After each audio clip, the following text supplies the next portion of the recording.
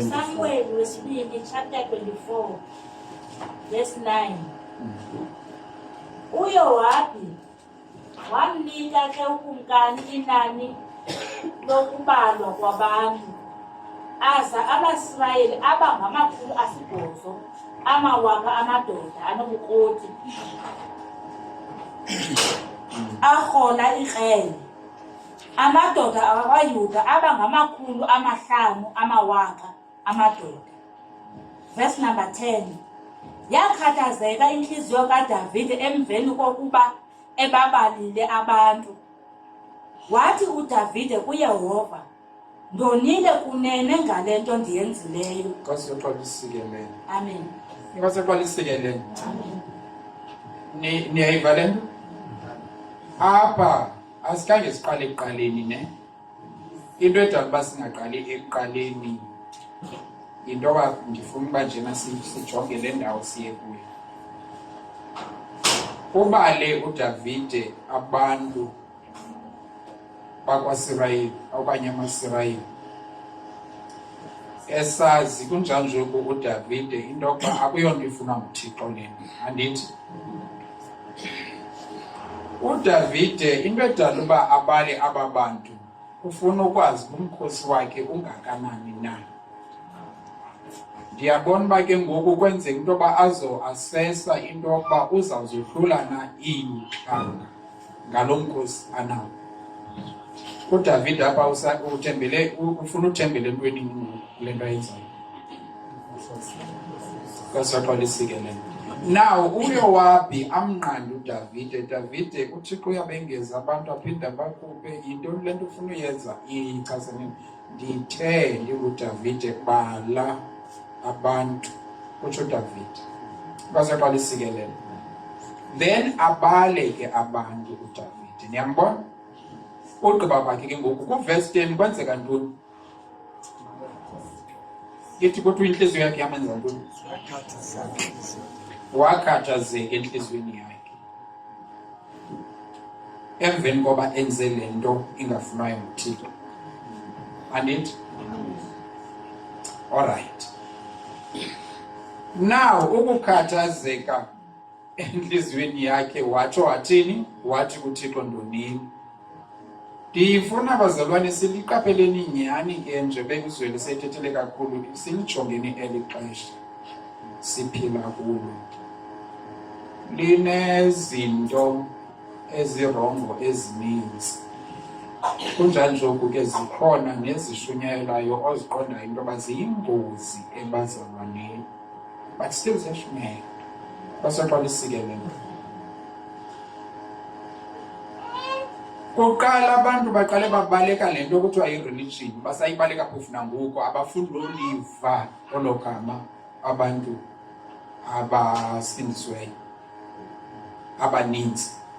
Uba ke eli gama lithi religion, andinixelele religion noba ishumayeza abantu, andifuni ninenze religion, ndifuna uba qha nazi ubabalo okanye abantu babalo manibona. But ndifuna uba nazi relationship. That is unxulumelwano libe lulo onelaziyo kakhulu noThixo, not religion. iBhayibhile khange ithi ibeke kanje le nto kuthiwa i-religion. Xa sithi religion sithetha inkonzo. iBhayibhile sixo sithi inkonzo yona, andithi? Now balibaleka eli gama bathi babaleka nezinto ezirayithi ezenziwa enkonzweni besithi babaleka u-religion. Nindivile phofu niyandiva? Niyandiva? Babebaleka ntoni? Xa kuzawubaziwana ndithi ndizenza sure uba bonke abantu bayathetha. Babebaleka ntoni?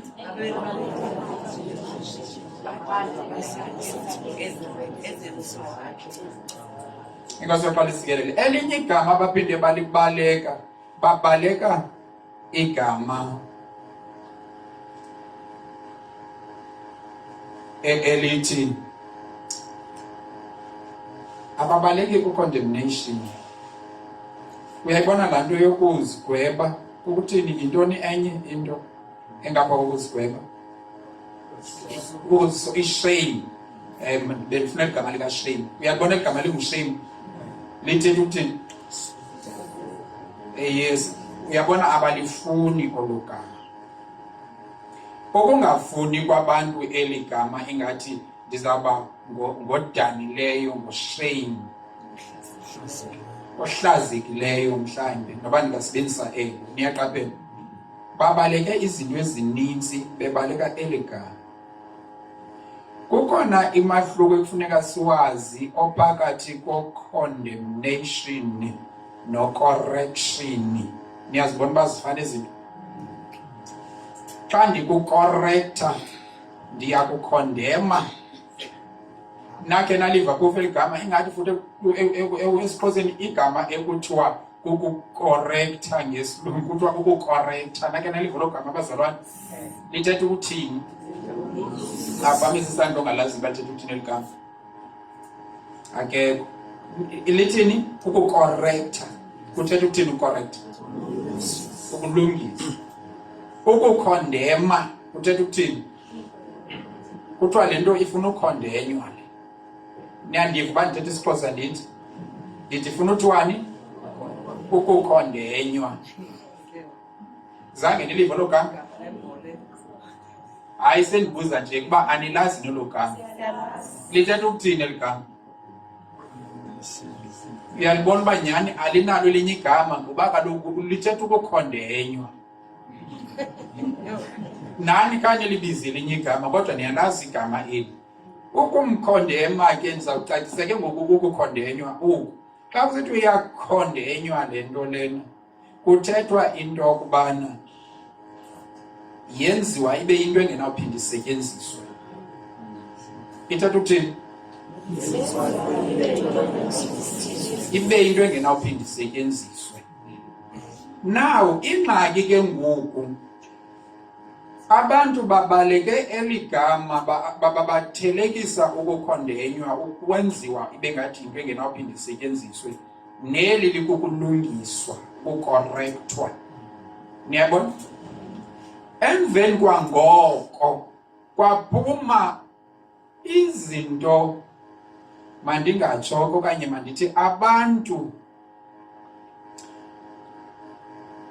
abangayifuniyo tu inguquko, because ukungakufuni ukulungiswa kuzala ukungayifuni inguquko. Ndithini ke?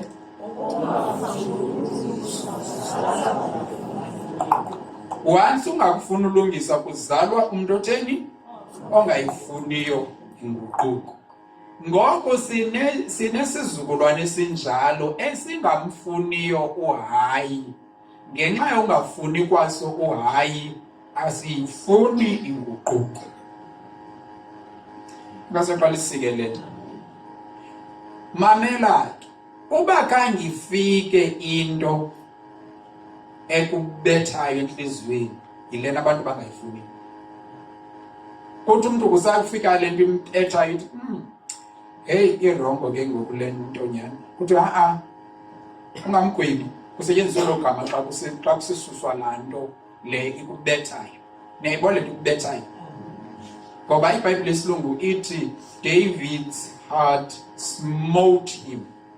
Usmote usuka kusmite othetha ukubetha. Niyabona? Now, abantu abaninzi abayifuni laa nto ibabethayo apha entliziyweni. Iyakubetha laa nto entliziyweni, ikubethe xa ungenzanga nto irayithi, ikubethe uthi uba uguquki kuyo, ikukhondema. So ke ngoku abantu ngokubaleka ukufikelela ekukhondenyweni abafuni kwa uba ibaqalise ukuba betha. And yet kuthiwa uDavide wathi ukuze athi ndonile phambi kwakho Thixo. Ebonile. Waqala wafumana le nto imfakiswa entliziyweni. Ethi inhliziyo yakhe yamthini? Yakhathazeka. Inkosi isikelele. Uyayazi into yoba inhliziyo kaDavide yakhathazeka. uYesu Kristu uthini kuchapter 14 wencwadi kaYohane? Inhliziyo zenu zingakhathazeki. Niyayiqaphela? Kukhona into engangqamaniyo apha. Ukukhathazeka akho nto ingangqamaniyo. uPawulos uthini yena? Ukukhathazeka okwenziwe nguThixo kusingisela phi? Enguqukweni. Kwaseqala isikelele. nto leyo isixelela into yoba kukhona ukukhathazeka. Ikubeka kanjani ke bethu? Ayithanga ukukhathazeka, masithe into ubuhlungu. Ababuhlungu kukukhathazeka. Anyway, ingasoqala isikelele. Ubuhlungu obenziwe nguThixo kuwe bukhokelela phi? Enguqukweni. Naw ke ngoku ingxaki ekhoyo, abantu ababufuni kwa ababuhlungu bentliziyo. Into nento oyenze rongo ikhokhelele ukuthi inhliziyo yakho ibe nantoni? Ibe nobuhlungu. Ndithi into nento oyenze rongo ikhokhelele uba inhliziyo yakho ibe nantoni? Ibe nobuhlungu. Into oyenze rongo xa ngabani ungumntu phofu ongaphiliyo eburongweni umo wakho. Amen. Nindivile bazalwane? Amen. Because kukhona into ethi again, kukhona abanenhliziyo ezingazitshiswe nge-iron. Neyikabe uba inhliziyo yakho ingathi tshisiwe, ukula kwasasimo soba kuthiwe kusithiwa urongo ubungayazi uba urongo. In fact uthi xa usenza into erongo ushiyeke uyibone right, noba ngatsho bonke, noba ngatsho yonke le nto ithi ndirongo. Xa nditshiswe ingathi bendi-ayinwa apha entliziyweni kulaa ndawo ingafuniyo ukufa xa kusithiwa ndirongo, ndizawushiyeka ndizibona ndirayithi ngoku ndirongo. Neyiva le nto? And yet ukuze ukwazi ukuguquka usuke entweni erongo kufuneka laa nto imbi, laa nto ikubethayo apha entliziyweni. Le nto ikubethayo apha entliziyweni iyakwazi into yoba i-activate ngumntu ngaloo ndlela ayenze ngayo. Kodwa esenzela into yoba izifike iyokubetha laa ntliziyo yakho, izokwazi intliziyo ukuvuka, ngoba umosha njena intliziyo le yakho ilele. uDavide yintoni ebedala bangayiqondi into yoba ndenza into erongo? uDavide ngumkani omkhulu wakwaIsrayeli. Yintoni ebedala bangayiqondi into yoba ndenza into erongo kodwa ndiyobala abantu endiyayazi uba uThixo akayifuni le nto? uDavide ngumntu obizwa ngoba unenhliziyo ekufitshane noThixo, kodwa xa ibala abantu usenza into erongo akaziboni into yoba ndenza into erongo. And uThixo asebenzisa uyowaphi into yoba yowaphi khawuvuselele isazela sikaDavide singavuki nalapho. Apha until bathi uDavide awufumana laa nto imthetha apha entliziyweni, yilena abantu babaleka yona. Bonke abantu bafuna uhlala besiva mnandi, abayifuni laa nto iye entliziyweni. Ukumbona umntu uthi xa mlungisa anyembe acaphuke. Nikhe nibabona abantu banjani? Okanye banqabile ne kwenzu? Bakhona? Hayi nguwe khona?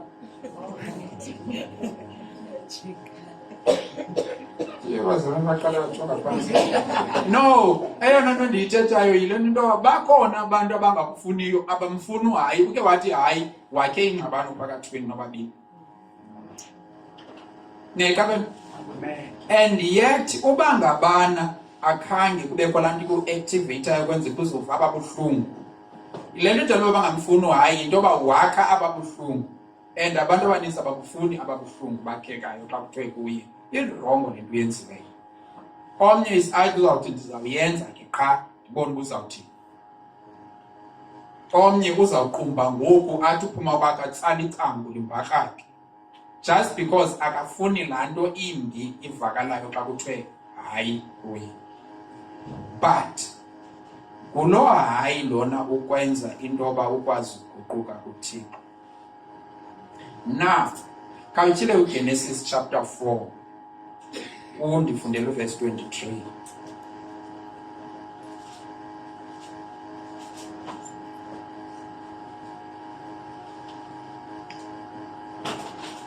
Genesis chapter 4, verse 23. Genesis chapter 4 verse 23. Wathi uLameki kubafazi bakhe,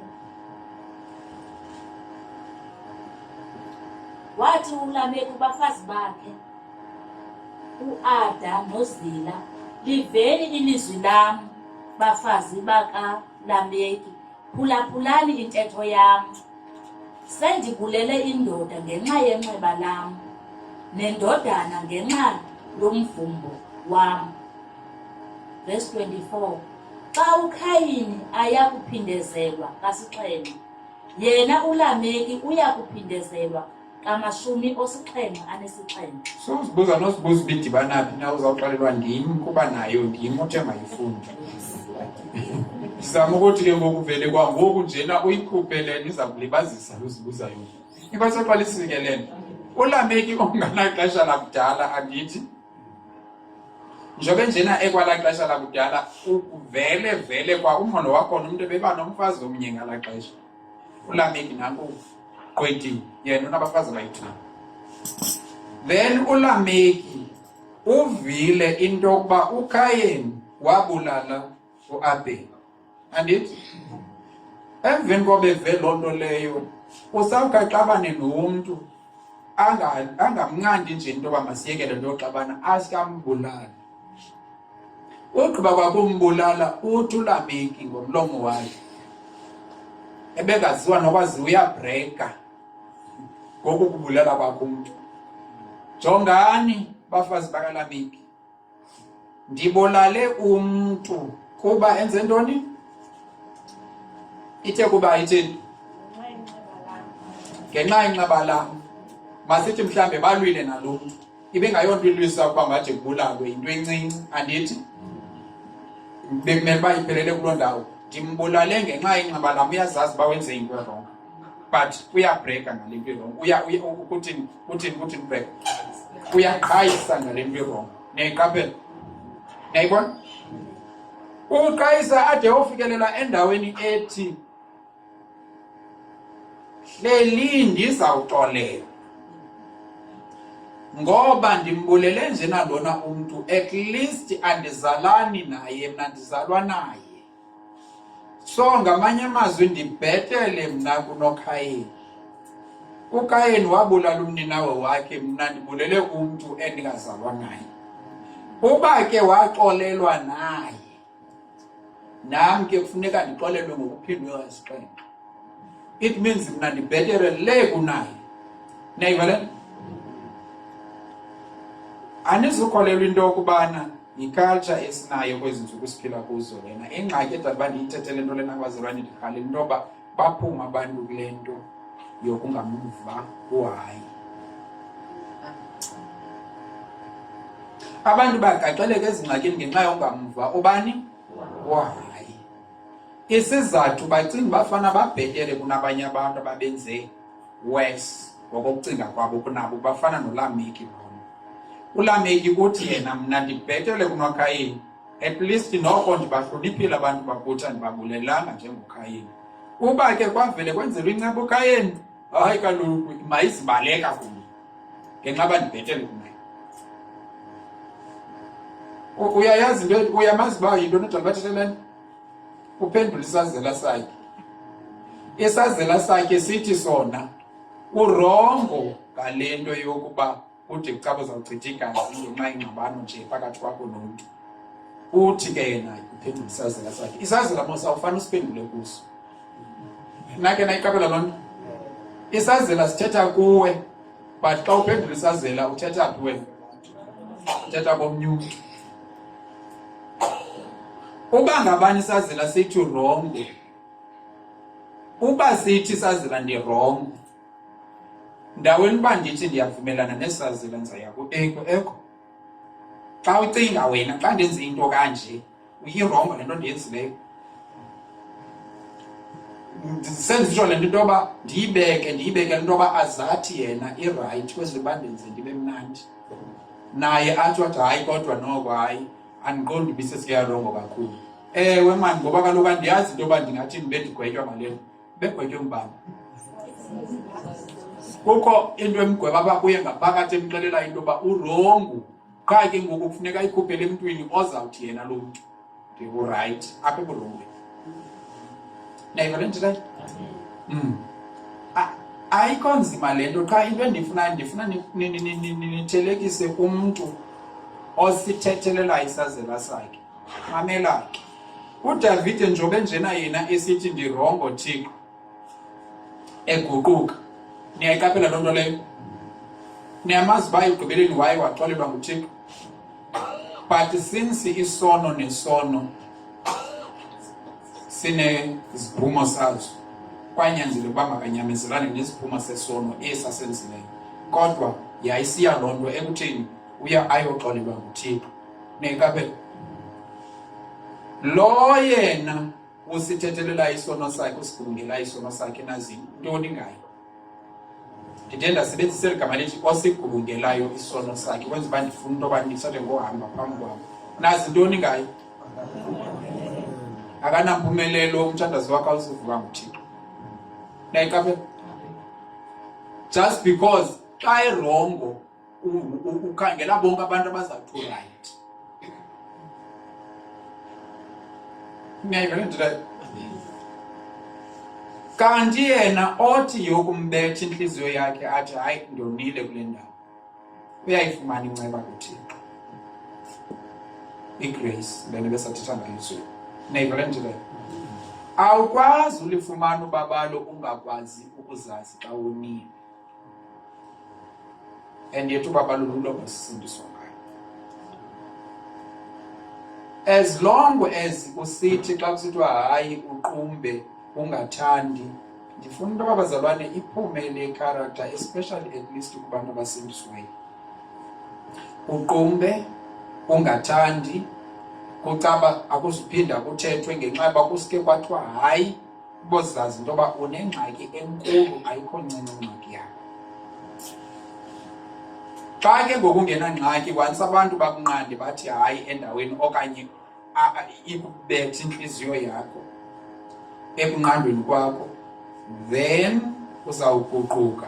Kulapho impumelelo yakho ikhona khona, kulapho nobabalo uzawufumana khona. Niyandiva bazalwane? Kuzawazwana ne? Niyaziva izinto? Niyaziqiqa?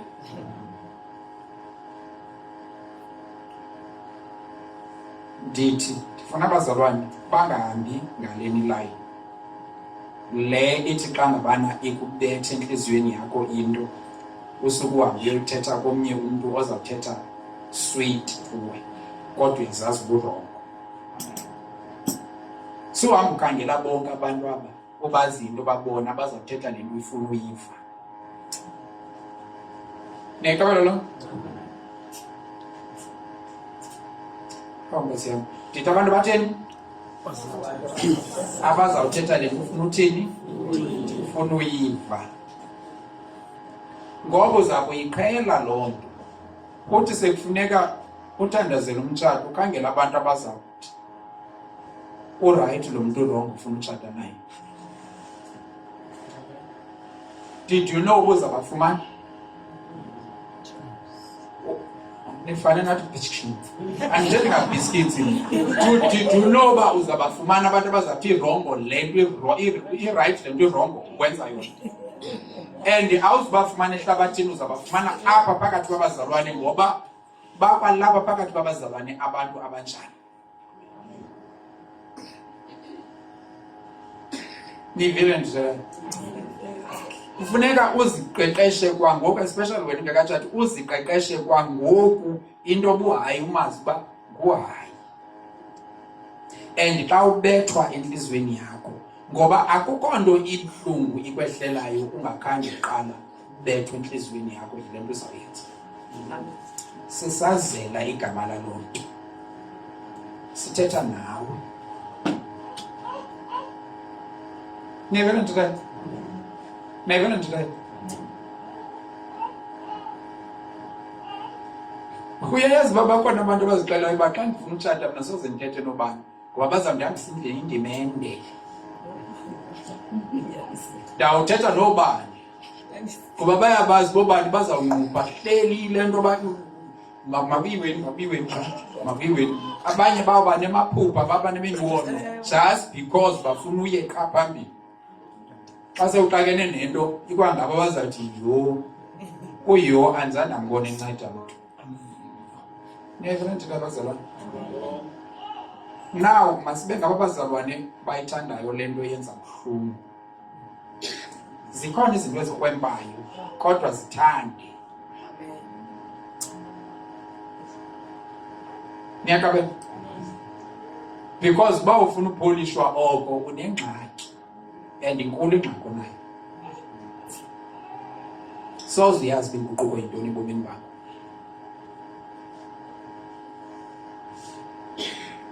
Ubuhlungu obusuka kuThixo bukhokelele enguqukweni. Isazela sisebenzisa ngoba sikuvise kakubi. Ukuva kakubi yilento isisizukulwane esingayifuniyo. Yile silwa nayo, laa nto iva kakubi. Le athi uzwele xa ibiza ngathi ndi-empty. Uyabona umntu xa ethethe indawo rongo kuyo uba empty ngalaa ndlela athile ngaba ku-empty athetha bona. Aba ndivele ndizive ndi-empty. Kwaba kuva kabuhlungu okuya. Bese xa lisikelele. I understand kukhona andazi noba bekuthethwa ngusukini na okukuva kabuhlungu ungazi ke ungakhange wenza nto ke kule game. Ungakwazi uba kusuka phi na. Then oko ke kona ke kokufuna ulima. Oku uzaziyo nawe uba ndiyenzile le nto. Uve kabuhlungu uthi ndiyenzile kodwa kuba bendinesi sizathu. Ubomi bakho buya emadini. Boy, niyaziva ke izinto. Xa nisiva izinto bazalwane banoyiyo xa nisithi izenza. Bese xa nisike